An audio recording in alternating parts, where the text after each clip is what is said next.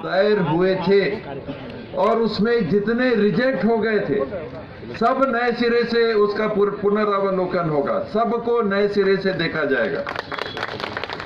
जिनको वन अधिकार पत्र मिल गया था लेकिन 13 दिसंबर 2005 के पहले उनका कब्जा जितना वन अधिकार पत्र मिला है उससे ज्यादा का है, तो उसके लिए भी आप नया दरखास्त भी लगा सकते हैं। वो भी आपको वन भूमि अगर जायज कब्जा होगा तो वनाधिकार पत्र उसका भी मिलेगा। किसी कारण से किसी ने दरखास्त नहीं लगाया था और 13 दिसंबर 2005 के पहले आपका जायज कब्जा है, अब PS बाबा जाके काटेंगे ऑटेंगे नया जंगल तो नहीं चलेगा। गड़बड़ नहीं करना है, क्योंकि जब हम भी गड़बड़ हमारे बीच में से हम ही लोग कुछ लोग जब गड़बड़ करते हैं तो पूरा समाज के ऊपर भार आ जाता है और रोक दिया जाता है, नहीं इसे तो गड़बड़ हो रहा है, पूरा जंगल खत्म हो जाएगा। तो जंगल को भी सुरक्षित रख के हमको आने वाली पीढ़ियों को देना है। 13 दिसंबर 2005 के बाद के कब्जों में कोई समझौता नहीं, कोई नया जंगल हमको नहीं काटना है। हम लोगों को आपने अगर छत्तीसगढ़ में देखभाल की जिम्मेदारी दी है तो हमको छत्तीसगढ़ के संसाधनों को नष्ट करने के लिए आपने वहां नहीं भेजा है। आपके भी अधिकार को दिलाना है जो कानून में लिखा है, और आने वाले समय के लिए समाज के संसाधनों को, उसके धन को, उसके संपत्ति को भी सुरक्षित रखना है। गलत तो नहीं कह रहा हूं, ऐसे होना चाहिए कि कटवाई दे जंगल, जितना नियम कानून कथे वही हिसाब से चलना चाहिए ना, तो वही हिसाब से हमला चलना है। और काकरो एक को मामला अगर कहीं ऐसा है तो हमला आप मन बता सका था, ओला अधिकार के अनुरूप आप मनला दिवाय कर काम अब आप मन हमला सौंपे। पहले आप लोग अपने स्तर पे करिए, सीधे दौड़ने का जरूरत नहीं है। गांव के बाहर ग्राम सभा के माध्यम से होना है, आप दरखास्त लगाइए। आपको अगर फॉर्म नहीं मिल रहा है तो आप फॉर्म बताइए, हम लोग गांव-गांव में फॉर्म उपलब्ध करा देंगे, आपको भरना पड़ेगा। जितने साथी यहाँ बैठे हैं, जितने जनप्रतिनिधि बैठे हैं, यही तो हम लोग का काम है। अधिकारी कर्मचारी अपने तरफ से करेंगे, वो उनकी जिम्मेदारी है। लेकिन अगर कहीं कमी आती है फिर भी तो जनप्रतिनिधि उसी दिन के लिए है। आप बताइए, उस काम को हम लोग पूरा करके, आपको कोई भी दिक्कत अगर होती है जायज काम में तो हम लोग उसको पूरा करने के लिए आपका साथ आखिरी तक देंगे। ये बात भी हम लोग आज आपके बीच में कहने आए हैं। वन अधिकार पत्र के साथ जो और अधिकार आपके पास हैं, वहां पर घर मिलने का अधिकार है आपके पास, वहां पर खेती करने का है अधिकार आपके पास, वहां खाद बीज मिलने का अधिकार है आपके पास, और मनरेगा के माध्यम से जो साल में 100 दिन का काम होता है उसके अलावा 50 दिन और मनरेगा का वन अधिकार पत्र जिनको मिला है, आप अपने परिवारों के लिए 50 दिन का काम और कर सकते हैं। साहब मैं गलत तो नहीं कह रहा, यही नीति है ना? तो जिन परिवारों को 100 दिन के आगे भी काम करना है वो आप इस योजना का भी लाभ लीजिए, ले सकते हैं, मैं नहीं कह रहा, क्योंकि ये पैसा आपके लिए रखा हुआ है और आप अगर उसको नहीं लेंगे तो अगले साल तक जिंदा नहीं रहता, वो खत्म हो जाता है। फिर अगले साल नए सिरे से पैसों का इंतजाम करके उसको काम के लिए रखा जाता है। और जितना ज्यादा आप इसका इस्तेमाल करेंगे, जितना ज्यादा रोजगार गारंटी में आप काम करेंगे, उतना ज्यादा पैसा छत्तीसगढ़ में आएगा। दिल्ली से भी हम ला सकेंगे और हमारे संसाधनों को हम बढ़ा सकेंगे, वरना छत्तीसगढ़ के पास इतना पैसा तो नहीं होगा कि जितना चाहे कर लें। दिल्ली में रखा है ये पैसा, आप ले सकते हो, आप काम मांगिए, और काम मांग के काम नहीं अगर मिलता है तो हम लोग को बताइए। यही हम लोग का काम है, क्योंकि साल के तो 365 दिन है, बरसात के दिन निकाल दीजिए तो 200 दिन से ज्यादा शायद काम, एतवार है, बाजार का दिन है, वो दिन भी खत्म हो जाते हैं। 52 दिन तो आपके छुट्टी के ही हो जाते हो। तो जितना दिन बचता है उसमें ज्यादा से ज्यादा काम लेना और उस पैसे से अपने गांव की परिसंपत्ति को बनाना, ये भी मिलके जवाबदारी हम लोगों को पूरा करना है। वन अधिकार पत्र का कानून का एक हिस्सा हो गया व्यक्ति को उनके वन अधिकार पत्र को दिलाना। उसका दूसरा हिस्सा है सामुदायिक समाज के लिए क्या करना है। आपको आंगनबाड़ी बनाना है, आपको कोई दूसरी सरकारी बिल्डिंग बनानी, कभी कभी सड़क के लिए भी आपको जमीन चाहिए या उसमें काम लिखे हुए हैं कि कौन कौन से काम के लिए आप ले सकते हैं। तो इन कामों के लिए भी ग्राम सभा के माध्यम से, वन अधिकार समिति के माध्यम से आप वन की भूमि को मांग के और उसका उपयोग कर सकते हैं। तीसरा, जो हमारे यहाँ छत्तीसगढ़ में सरकार ने सही व्यवस्था इसके पहले नहीं बना के रखी थी, जिसको जल, जंगल और जमीन के अधिकार के रूप में हम कहते हैं, और इसमें सभी पंचायती राज प्रतिनिधियों की भी जिम्मेदारी है कि इसको हमको मांगना भी है और लेना भी, कि जंगल के जमीन का प्रबंधन, उसके संसाधन का प्रबंधन, वहां के जल का प्रबंधन, वहां के भूमि का प्रबंधन, वहां के जंगल का प्रबंधन हमको ग्राम सभा के माध्यम से कराना है। इसका ये अर्थ नहीं है कि वन विभाग खत्म हो जाएगा।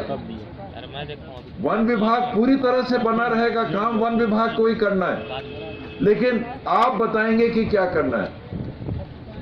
समझ रहे हैं? ये पूरे छत्तीसगढ़ में केवल 20,000 गांवों में 36 या 38 गांव सरगुजा में हुआ है और कहीं नहीं हुआ है। हम लोगों को वन आच्छादित करीब 12 से 13,000 गांव हैं, उनमें सबके सब गांवों में वन अधिकार कानून के इस हिस्से को भी लागू करना है कि वहां का जो प्रबंधन है आप करेंगे और वहां के जो वन उपज की राशि होगी वो भी आप गांव में उपयोग करेंगे, वो भी आप गांव में बांटेंगे। इस बात को थोड़ा सा और आगे ले जाके समझाने के बतौर मैं आपको बता रहा हूं। डॉक्टर साहब ने तेंदुपत्ता की बात बताई।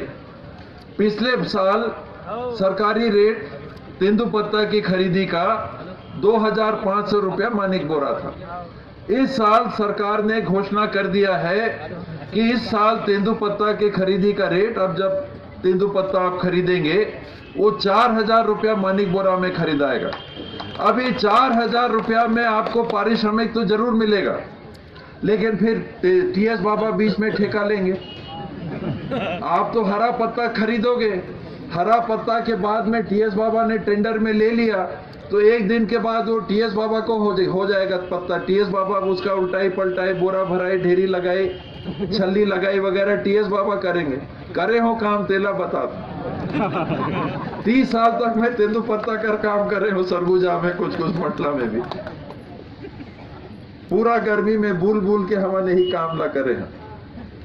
तो अब जो हम लोग जल, जंगल और जमीन का अधिकार आपको कह रहे हैं, उसका मतलब क्या होता है कि ये 4,000 रुपया मानिक बोरा जो आपको मिलेगा और उसके बाद जो काम करके कुछ अपना पैसा भी लगा के टीएस बाबा ठेकेदार बन के उस तेंदुपत्ता को अगर 6,500 रुपया में बेचेंगे तो 2,000 रुपया का फायदा टीएस बाबा को हुआ। आप तो 4,000 तक रुक गए, उसके ऊपर का 2,000 टीएस बाबा का। तो ये जल, जंगल, जमीन का मतलब क्या होता है अधिकार का, कि ये तेंदुपत्ता अगर एकत्रित करके बढ़िया से उसका उल्टाई पलटाई करके, पानी गिरा तो झड़ाई वगैरह करके, जगह छोड़ के उसका पलटाई करके, ढेरी लगा के बोरा भर्ती करके, बढ़िया से बोरा हर ढेरों पानी ना होए, काट काट के भी पेटला सुखाथन के नहीं कभो कभो। तो बढ़िया से तेंदुपत्ता का काम करने के बाद आप उसको बेचोगे अगर, तो 6,000 रुपया आपको मिल सकता है, टीएस बाबा की बीच में जरूरत नहीं पड़ेगी। ये जल, जंगल, जमीन का जो विचार है कि ये जल, जंगल, जमीन क्या है, क्या सिर्फ पेड़ है, क्या सिर्फ पानी है, क्या सिर्फ जमीन है, सिर्फ उतना ही नहीं, उसका देखरेख ऐसा करिए कि ज्यादा से ज्यादा लाभ उसका मिले। जंगल के किनारे जो लोग रहते हैं उनको मजदूरी कितना मिलता है, कितने दिन का दूसरी जगह काम करने का मौका मिलता है। खेती में गए, अगर मजूरिया के रूप में काम मिला तो मिला, नहीं तो नहीं। प्रतापपुर में, सूरजपुर में, अंबिकापुर में, शहर में गांव के लोग जाके ज्यादा काम पाते हैं कि नहीं, और गांव के मजदूरी से ज्यादा रोजी पाते हैं कि नहीं पाते हैं। तो गांव के लोगों का हम क्या मदद कर सकते हैं जो जंगल में रहते हैं? उनको ही ज्यादा राशि मिले अपने परिवार को चलाने के लिए, वही है जल जंगल जमीन, और वही सामुदायिक अधिकार, और वही है उसका प्रबंधन। कि हम आपको दूसरी जगह अगर काम नहीं दे पा रहे हैं तो ये जो आपकी परंपरागत संपत्ति है, इसीलिए जंगल को काट काट के वनाधिकार पत्र नहीं बनाना है। जितना है उतना हो गया, अब आगे के लिए इससे भी हमको कमाई करना है। उस संसाधन से भी हम कर सकते हैं, मौलाइन पत्ता से भी कर सकते हैं, चार चिरौंजी से भी कर सकते हैं, हर्रा बहेरा से भी कर सकते हैं। समझ रहे हैं ना? ये सारे चीज को जो बीच के लोग ले जाते हैं, तो टीएस बाबा को ठेका मिलने का मौका ही मत आए। हम खुद करें अपने गांव में, और उसका लाभ हम अपने गांव वालों को दें।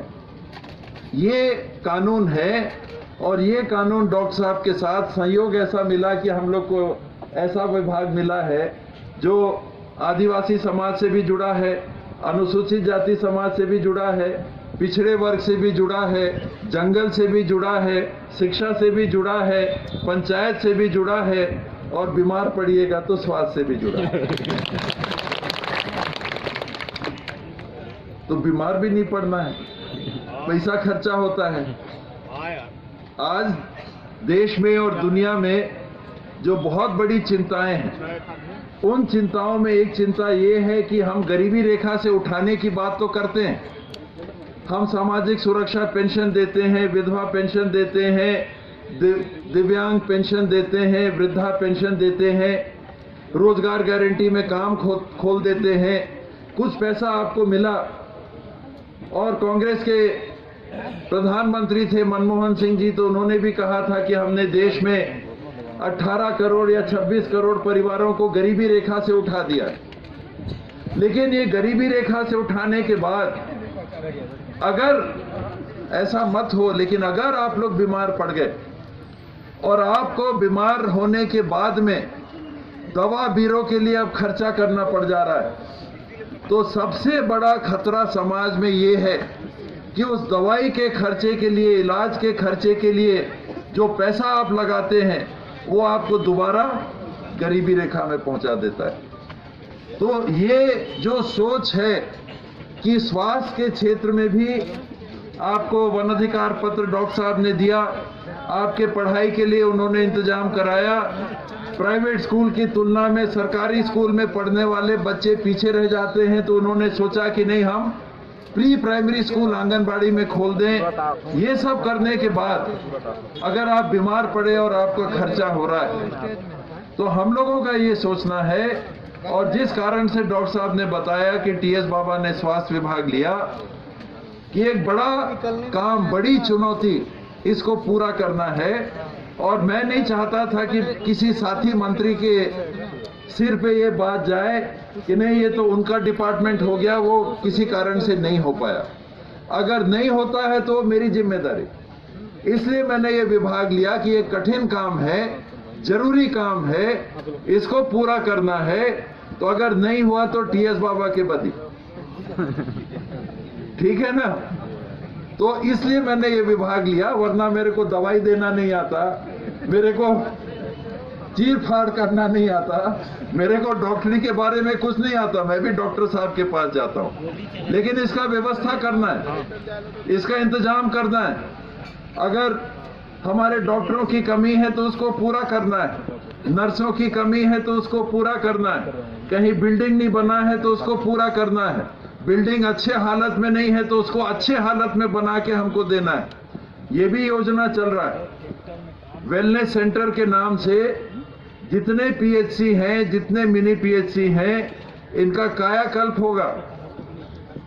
पैसा एक साथ नहीं मिलता, तो इसलिए समय लगेगा। पिछले साल करीब 800 हो गए, इस साल पुराने के जोड़ के करीब 1800-1900 का हम लोगों ने लक्ष्य रखा है।